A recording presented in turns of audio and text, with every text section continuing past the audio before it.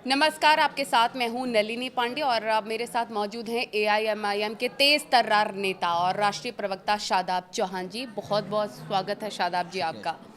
असदुद्दीन ओवैसी की तरह ही शादाब जी भी बहुत ही आक्रामक तरीके से हर अंदाज में जवाब देते हैं। तो चलिए शुरुआत करते हैं पॉडकास्ट की। शादाब जी, तुर्कमान गेट इलाके में फैज़े इलाही मस्जिद के पास जिस तरीके से रात को बुलडोज़र चलता है, उस पर आपकी क्या राय है? बिल्कुल, जिस प्रकार से फैज़ इलाही मस्जिद के नियर बाई जो कार्रवाई की गई एंक्रोचमेंट के नाम पर, वो गैर ज़रूरी थी। और रात के 2:30 बजे क्या ज़रूरत इन सब चीज़ों की है? आप वक्फ ट्रिब्यूनल में क्या गया मामला? क्या वक्फ बोर्ड को इसमें इंक्लूड किया गया? नहीं किया गया। जिसकी संपत्ति जिसका मामला है, 1970 का गैजेट है ऑलरेडी। तो ये सब चीज़ें गैर ज़रूरी पॉलिटिकल गेन के लिए, मूल विषयों को भटकाने के लिए। आज दिल्ली के अंदर जहर है, पीने का पानी नहीं मिल पा रहा है, और यहाँ पर आप पॉल्यूशन ख़त्म नहीं करते तो आप यहाँ पर नफ़रत का पॉल्यूशन बढ़ाना चाह रहे हैं। ये गैर ज़रूरी है। तो फिर इसमें जो सपा सांसद हैं मोहिबुल्लाह नदवी, उनकी भूमिका की भी जांच होनी चाहिए, क्योंकि कोर्ट के आदेश पर यह कार्रवाई हुई थी। तो इतना हंगामा क्यों किया गया? नहीं, वही हम बात कर रहे हैं, कोर्ट के आदेश की बात नहीं। हम बात ये कर रहे हैं कि रात को 2:30 बजे, रात के अंधेरे में इस तरह की चीज़ें कहाँ होते सुना है। दूसरी बात यह है कि 1970 का ऑलरेडी गैजेट है इस संबंध में। दूसरी चीज़, वक्फ बोर्ड को इसमें इंक्लूड नहीं किया गया पूरे मैटर में। वक्फ ट्रिब्यूनल जाना चाहिए था ना, ये तो नहीं गया। तो ये सब चीज़ें हैं। और कौन इंक्लूड, कोई भी रहेगा, किसकी क्या भूमिका है, डेफिनेटली वो तो होता है, जाहिर सी बात है, जांच होती है। लेकिन पहले से ही तय कर लेना, यह गैर ज़रूरी है। लेकिन पुलिस के मुताबिक कहा जा रहा है कि कई लोगों ने अफवाह फैलाने के लिए वीडियोस बनाए, कहा कि तोड़ा जा रहा है मस्जिद को, लेकिन मस्जिद कोई खरोच तक नहीं आई है।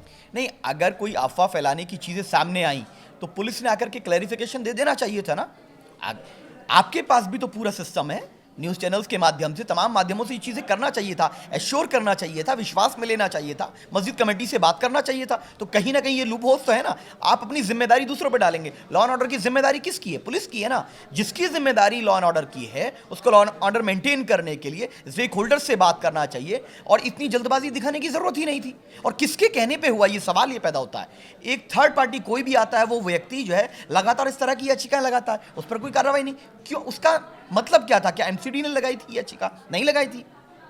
ये गैर जरूरी चीजें क्रिएट करने, माहौल खराब करने के लिए, मूल विषयों को भटकाने के लिए किया जा रहा है। लेकिन अब तो ये भी कहा जा रहा है कि जो जामा मस्जिद के आसपास अतिक्रमण है उसे भी हटाया जाएगा। इस पर आपका क्या कहना है? नहीं, आप एंक्रोचमेंट हटाने के नाम पर सिर्फ और सिर्फ किसी पर्टिकुलर सोसाइटी को आप टारगेट करेंगे, वो गलत है। एंक्रोचमेंट मजहबी हो या किसी भी तरह का हो, आप उसको हटाने के लिए क्या क्राइटेरिया है आपका? क्या वो समान रूप से सभी क्षेत्रों में लागू होता है, या सिर्फ उन्हीं क्षेत्रों में लागू होगा जहां से आपको पॉलिटिकल गेन मिलेगा? हमारा ऑब्जेक्शन ये है। अब देखिए, संभल सांसद जियाउर रहमान वर्ग के पिता ने कहा है कि संभल को अयोध्या बनाने की कोशिश की जा रही है। इसे आप कैसे देखते हैं? नहीं, ये तो हमारे नेता बैरिस्टर ओवैसी साहब ने बिल्कुल स्पष्ट कहा कि जो संभल की जामा मस्जिद है, जो अभी वक्फ कानून आया, जिसकी मुखालफत हमने की, पार्लियामेंट में भी बैरिस्टर ओवैसी साहब ने सारी चीज़ों को पॉइंट आउट किया था कि किस तरह से वो एएसआई को चला जाएगा, आर्कियोलॉजिकल सर्वे ऑफ इंडिया को। मेरी मस्जिद आर्कियोलॉजिकल सर्वे ऑफ इंडिया को क्यों जाएगी? मैं वहाँ इबादत करता हूँ और वहाँ कई सौ साल से नमाज अदा होती आ रही है। तो कहीं ना कहीं बीजेपी उत्तर प्रदेश में अपनी नाकामी छिपाने के लिए संभल को एक पॉलिटिकल लैब की तरह, लेबोरेटरी की तरह इस्तेमाल कर रही है कि वहाँ के नाम पर डर फैला जाए, वहाँ के मुसलमानों को बदनाम किया जाए और संभल को बदनाम किया जाए। पॉलिटिकल गेन के लिए तो हो रहा है, ये तो देखने में आ रहा है। तो संभल में जो अतिक्रमण हटाने के लिए अभियान चलाया गया, बुलडोजर एक्शन हुआ, उसे आप गलत मानते हैं? नहीं, बुलडोजर न्याय का प्रतीक नहीं हो सकता है, और ना हम बुलडोजर को न्याय का प्रतीक मानते हैं। न्याय तो न्यायालय के द्वारा ही हो सकता है। अगर बुलडोजर न्याय का प्रतीक कोई समझेगा तो कल को बुलडोजर का ड्राइवर बदल जाएगा। जब बुलडोजर का ड्राइवर बदलेगा तो किसको नुकसान होगा? ड्राइवर सेम नहीं होता है। बुलडोजर बदलने का नुकसान फिर इनको भी हो सकता है, जो लोग आज राजनीतिक द्वेष में इस तरह की हरकत कर रहे हैं। और मैं उन लोगों से सिर्फ इतना ही कहूंगा कि राजनीतिक लाभ के लिए आप ऐसा काम ना कीजिए जो हमारे प्रदेश पर इस प्रकार का कलंक लगे और बदनामी हो। राजनीतिक लाभ की आप बात कर रहे हैं, वही एसआईआर को लेकर भी हमने देखा कि काफी उत्तर प्रदेश में भी सियासत हो रही है। 3 करोड़ लोगों के नाम उत्तर प्रदेश में मतदाता सूची से कट गए हैं। विपक्ष इसे साजिश बता रहा है, आप इसे कैसे देखते हैं? नहीं, हमने पहले दिन से कहा कि एसआईआर कराना चुनाव आयोग का अधिकार है, लेकिन उसकी प्रक्रिया पारदर्शी हो, जिससे कि हर भारतीय नागरिक का वोटिंग अधिकार सुरक्षित रहे, ये हमारा लक्ष्य है। इसीलिए 5000 वॉलंटियर शौकत साहब के नेतृत्व में हमारे पूरे प्रदेश भर में मदद कर रहे थे BLOs की, ये हमने काम किया है। लेकिन सवाल ये है कि इतनी जल्दबाजी में प्रक्रिया की गई, फिर 2 बार उसको एक्सटेंड किया गया, और हमें अभी भी लगता है कि बहुत से भारतीय नागरिक ऐसे हैं जिनका वोट कट गया है, जबकि वो भारत के नागरिक हैं, वो टेक्निकल एरर की वजह से, और बर्डन ऑफ प्रूफ आम उस नागरिक पर आ गया है जो जल्दबाजी में किया। BLOs घर घर नहीं गए हैं, 3 बार विजिट छोड़िए, एक बार भी नहीं महीने का वक्त तो दिया गया है ना एरर ठीक करने के लिए। बर्डन ऑफ प्रूफ किस पे है? लोग अपना आधार कार्ड, बहुत ज्यादा ऐसे डॉक्यूमेंट्स तो दिखाने नहीं, आधार बर्डन ऑफ प्रूफ किस पे रहेगा मुझे बता दीजिए। एक आम नागरिक को आपने पहले नोटबंदी की लाइन में लगाया, फिर आप लेकिन आप ये बताइए, जो लोग राज्य छोड़ के जा चुके हैं, जिनकी मृत्यु हो चुकी है, उनके नाम कटे हैं जो कि सूची में, उसमें गलत क्या है? नहीं, घुसपैठिया तो बीजेपी बोलती है कि जिनके वोट कट गए वो घुसपैठिया है, तो हिंदुओं का भी वोट कटा है, मुख्यतः दलित समाज का और OBC समाज का वोट ज्यादा कटा है, तो वो सब घुसपैठिया हैं। लेकिन उनसे आप उनके अधिकार छीन लेंगे। जो राज्य छोड़ के जा चुके हैं उनका नाम है, उनका नाम कट रहा है, तो फिर क्या गलत है? नहीं, डेटा है उसका। हाँ। 2 करोड़ 17 लाख लोग विस्थापित हुए हैं। अब ये बताए सरकार कि एक सीमा हैदर है जो पाकिस्तान से अवैध रूप से आई अपने बच्चों के साथ, ना उसके पास पासपोर्ट है, ना उसके पास वीजा है, ना कोई डॉक्यूमेंट है, वो मजे से नोएडा में रह रही है। अब बताइए, वो उस घुसपैठिया को बाहर निकालने के लिए जितने चैंपियन हैं हिंदुत्व के, नेशनलिज्म के, ये घुसपैठिया भगाने वाले, डिटेक्ट, डिपोर्ट, डिलीट कह की बात करने वाले, उसको सीमा हैदर को पाकिस्तान भेजेंगे या उससे दोस्ती रखेंगे? आप बांग्लादेश के बारे में इतनी सारी बातें करते हैं, लेकिन मोदी जी अपनी बहन को यहाँ पे बना करके रखे हुए हैं। तो ये चीज़ें हिपोक्रेसी के हम खिलाफ है।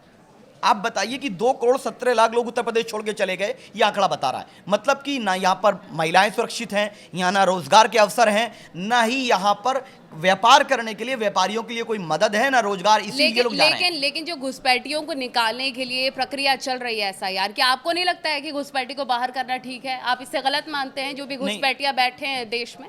एक नहीं, घुसपैठिया ढूंढना तो बाद में, जो बिल्कुल पब्लिक डोमेन में घुसपैठिया बैठी है सीमा हैदर, उसको तो निकाल लीजिए पहले। और कितने घुसपैठिया आपने निकाला बिहार से?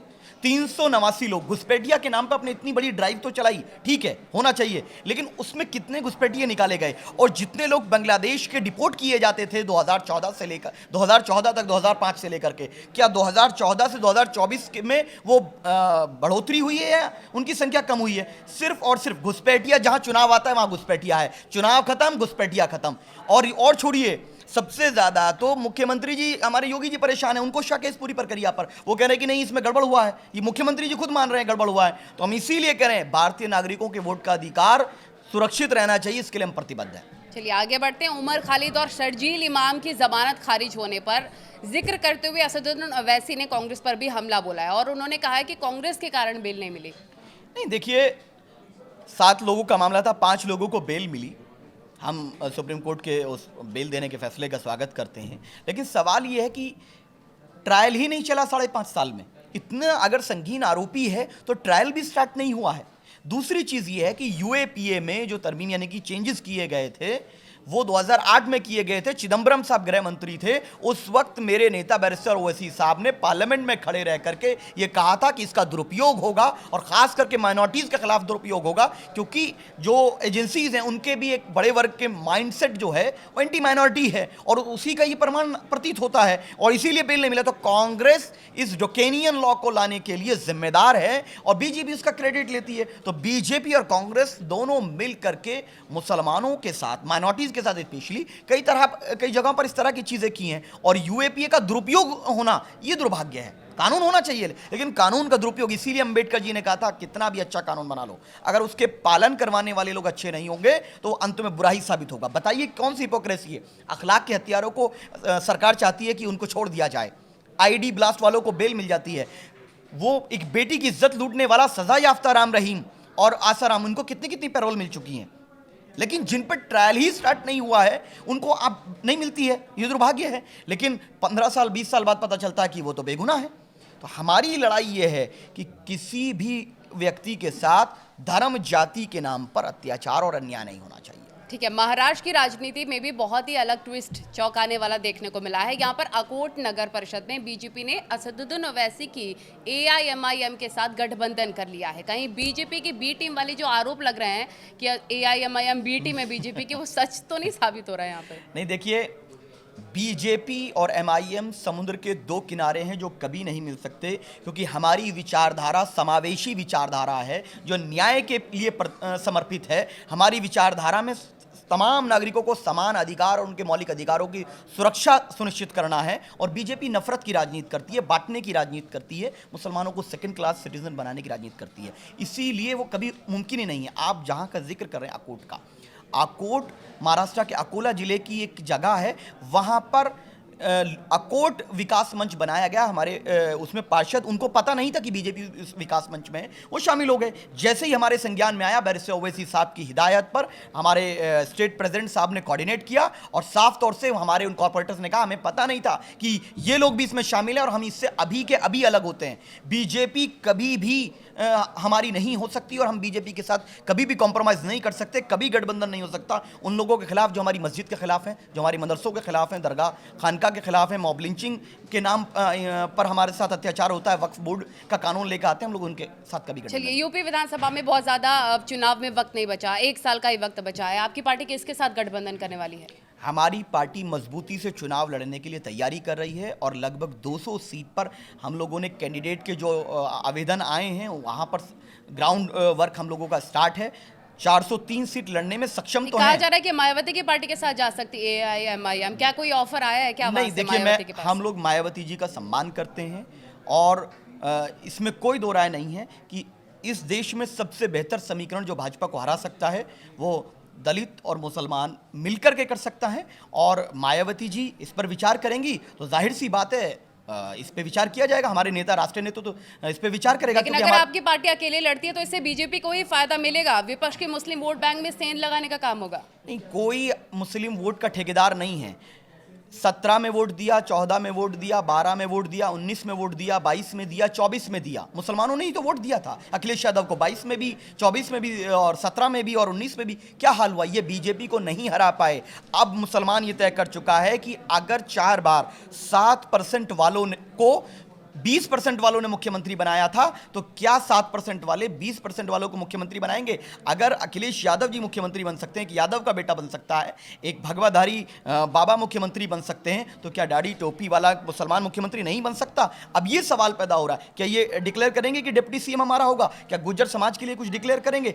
अखिलेश यादव जी को अहंकार त्यागना होगा और मुसलमान और दलित तमाम वर्ग के लोग ओवैसी साहब को अपना नेता मान चुके हैं और एमआईएम उत्तर प्रदेश में किंग मेकर के तौर पे कार्य करेगी। हम लोग संगठनात्मक रूप से कार्य कर रहे हैं शौकत साहब के नेतृत्व में और ओवैसी साहब के भी दौरे जल्द उत्तर प्रदेश में। राहुल गांधी के बारे में जानना चाहेंगे, जब भी विदेश दौरे पर जाते हैं देश की बदनामी करके आते हैं, इस पर आपकी क्या राय है? बीजेपी ऐसा आरोप लगा रही है। बैरिस्टर ओवैसी साहब जब भी विदेश जाते हैं भारत की शान बढ़ा करके आते हैं। पाकिस्तान में जाते हैं तो पाकिस्तान को मुंहतोड़ जवाब दे करके आते हैं और जब ऑपरेशन सिंदूर का समय आता है तो विदेश में जाकर के भारत की शान बढ़ा करके आते हैं। हमें कौन क्या कर रहा है नहीं मालूम। हमारा नेता जब बात भारत की आएगी तो हम लोग भारत की बात करते हैं, लेकिन जब हम लोग यहाँ रहेंगे, जो भी संवैधानिक अधिकार अगर कोई हमारे साथ प्रताड़ित करेगा हमारे समाज के लोगों को, तो हम उस पर भी बात करते हैं। एक आखिरी सवाल, वंदे मातरम पर चर्चा करते हुए ओवैसी ने संसद में कहा कि यदि हम भारत माता को देवी कह रहे हैं तो हम इसमें धर्म लेकर आ रहे हैं। वंदे मातरम पर आपकी पार्टी का स्टैंड क्या है?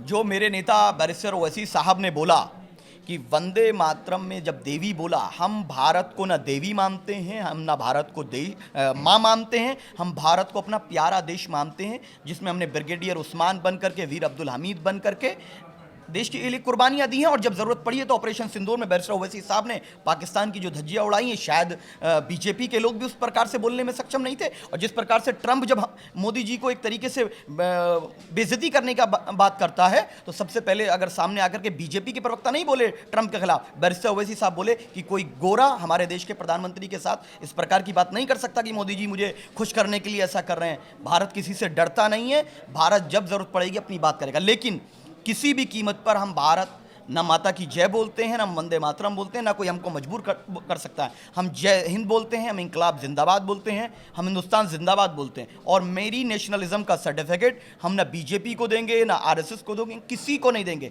क्योंकि जो लोग ये वंदे मातरम पे विवाद कर रहे हैं, बताइए कि जब देश की आज़ादी की लड़ाई लड़ी जा रही थी तो क्या बीजेपी आरएसएस वाले वंदे मातरम गाते हुए अपने देश के लिए प्राणों की आहुति दे रहे थे? अगर दे रहे थे तो 10 नाम बता दें, मैं चुनौती के साथ कहता हूँ। क्या कह रहे हैं, इस पे राजनीति हो रही है?